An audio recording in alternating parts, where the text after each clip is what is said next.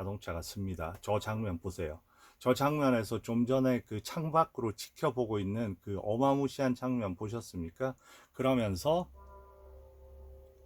이 문에서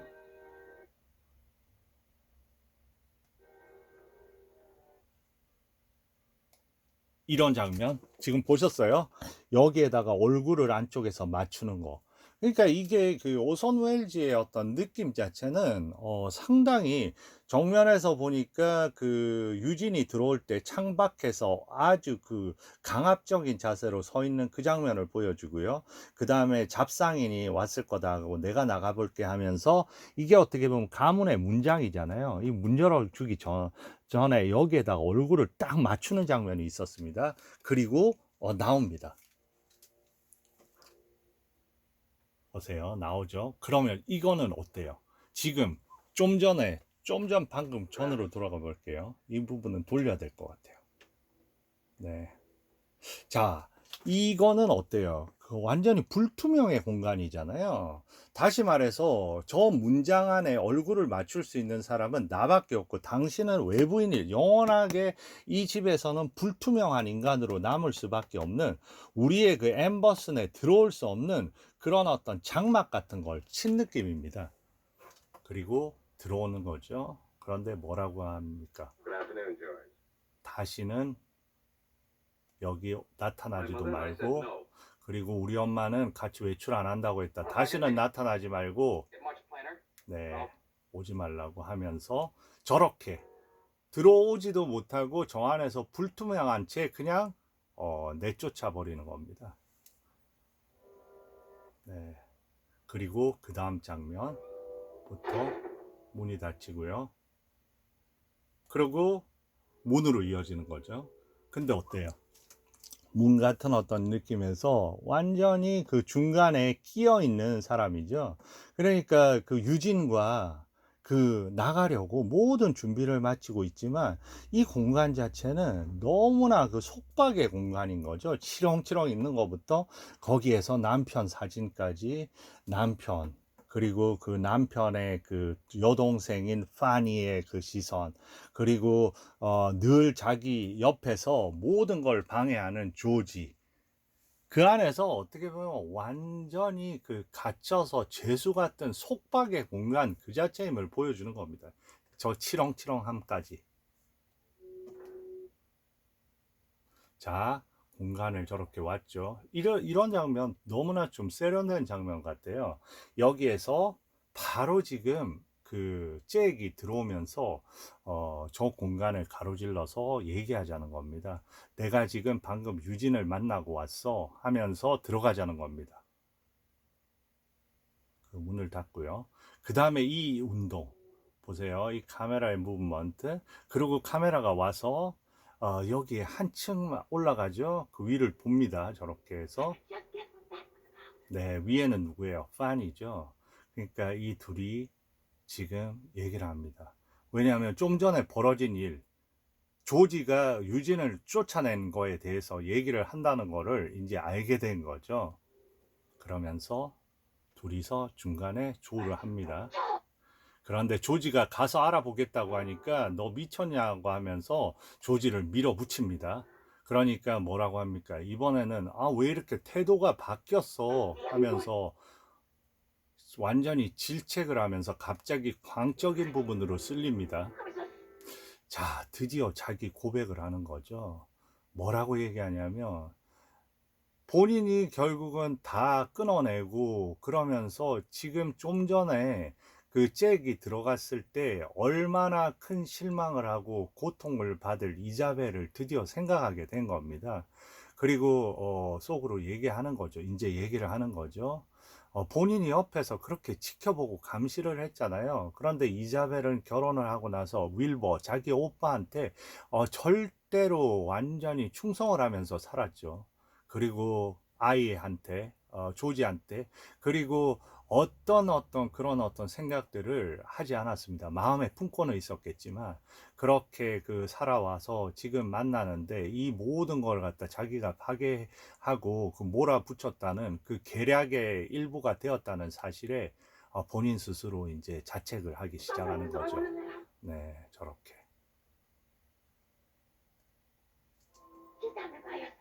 네, 그러면서 엄마 혼자 있게 내버려 두라고 하면서 어떻게 보면 지금부터는 시선이 다른 시선이 되는 겁니다. 그러면 이제는 어때요? 이제는 조지만 남은 거죠. 조지만 남은 겁니다. 조지의 편은 이제 거의 없어진 거예요. 그리고 이제 마지막 편지를 쓰는 겁니다. 편지의 내용은 이렇습니다. 음, 여러 가지 사람들이 얘기하는 거, 그런 거 개의치 않아. 그리고 그런 문제는 우리가 헤쳐나갈 수 있지만 가장 지금 큰 문제는 당신 아들 조지의 두려움인 것 같아. 예, 조지는 그게 두렵거든요, 진짜.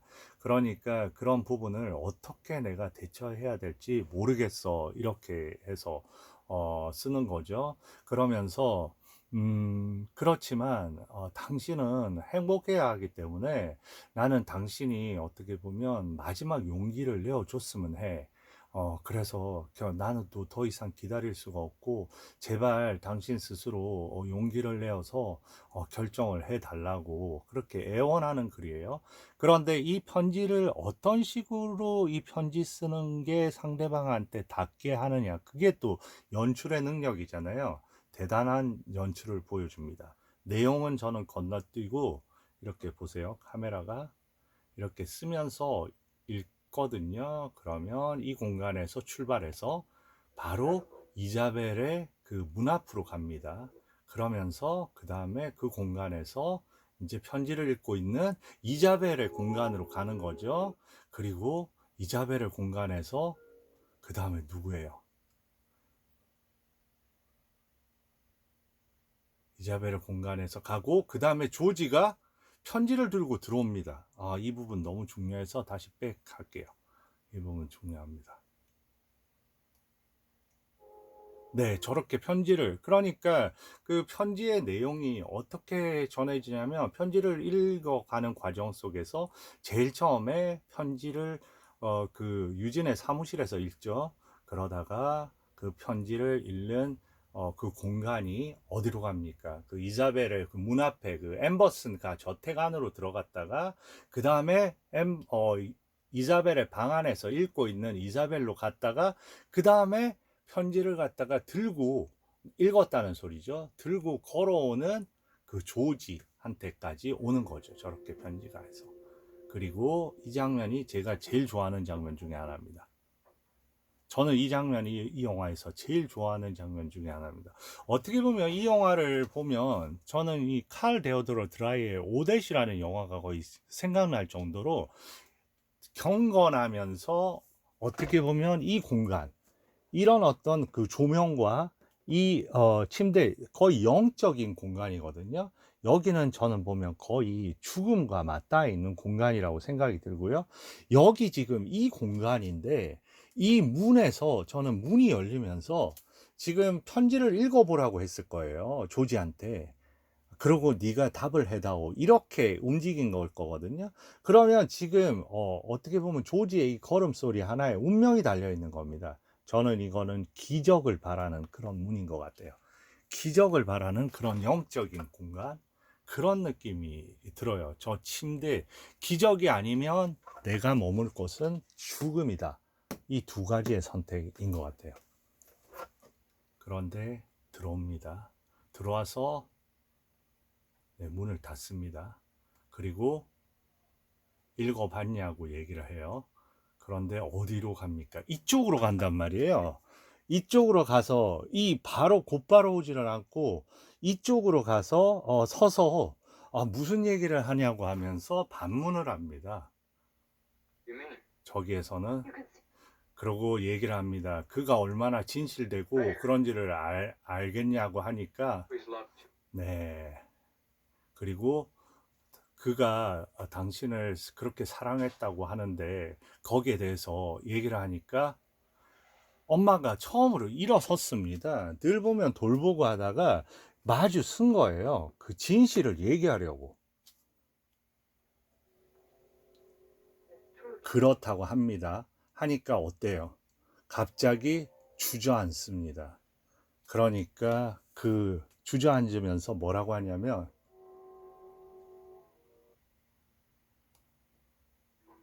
모르겠어요, 어머니 이럽니다.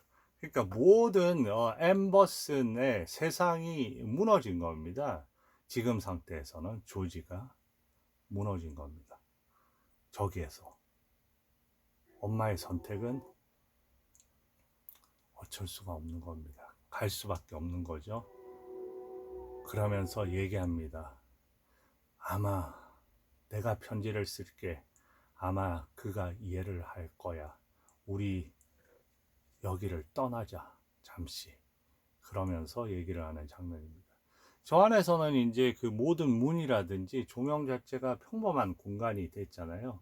결국은 기적은 일어나지 않았고, 저는 저 장면이 제일 그 문을 비추는 저런 감독이 어떻게 보면 상당히 어떻게 보면 비현실적인 공간인데 그걸 진실로 만드는 거.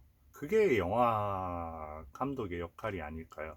예전에 그런 얘기가 생각이 나네요. 그 오선 웰즈의 영화 중에서 악의 손길이라는 영화가 있습니다. 제가 정말 좋아하는 영화인데 거기에 대해서 얘기를 하는 그런 어떤 부분이 있어요. 어떤 그 기자가 아니 당신 영화를 보면 그게 악의 손길 같은 경우에 완전히 그 현실과 비현실이 완전히 공존을 하면서 그런데 그 비현실에 대해서 어떻게 생각을 하냐. 그러니까 얘기를 합니다.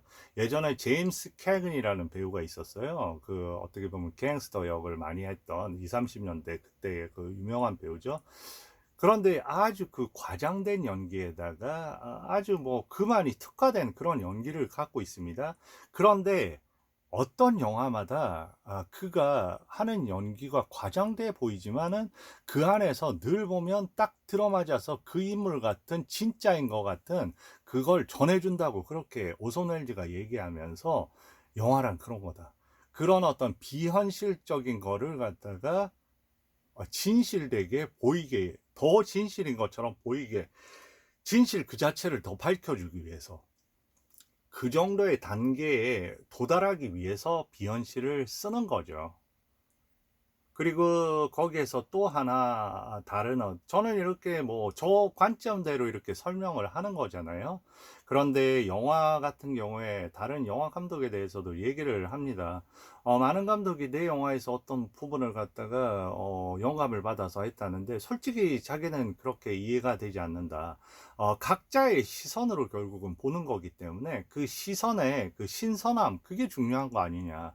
그 시선의 그 순수함. 그 순수함을 잃어버리기 시작하면서부터 이제 영화라는 게 이제 또 다른 쪽으로 이렇게 들어가는 거죠. 음, 그래서 결국은 본인 스스로가 본인의 영화를 만들면 본인 스스로가 본인의 영화를 갖다가 만들 수 있는 그런 어떤 눈을 가질 수밖에 없는 거죠. 네, 이 장면에서 보면 우리의 이자벨은 인생 끝까지 조지를 안고 갈 수밖에 없는 그런 어떤 운명이죠. 그리고 지금은 보면 거의 이런 부분은 거의 십자가처럼 이렇게 느껴집니다. 그런 어떤.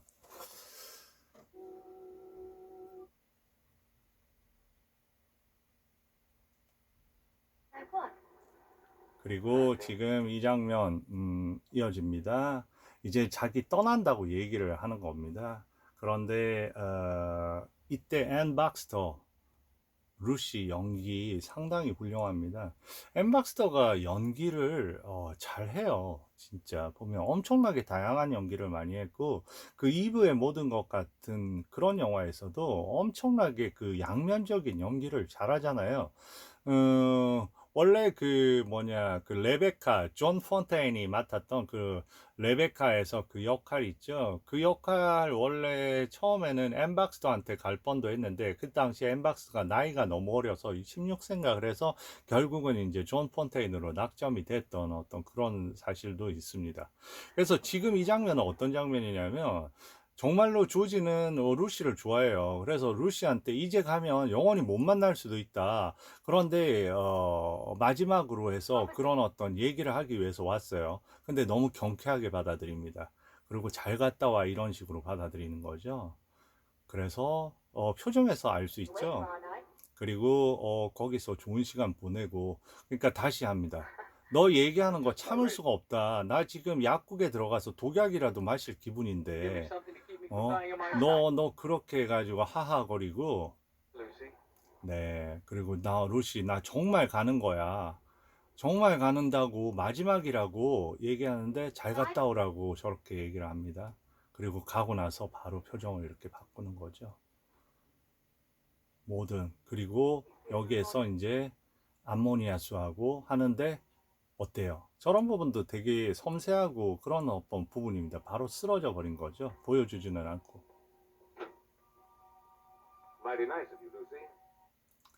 네. 이제는 이 장면은 이제 여행을 떠났죠. 그러니까, 그 삼촌이 왔습니다. 와서 지금 근황을 알려주는 거죠. 지금 어떤 근황으로 이렇게 있고 그런 부분을 알려주는 장면입니다. 잠깐 너무 길어져 가지고 여기에서 일단은 이 부분에서 끊고 갈게요. 네, 감사합니다.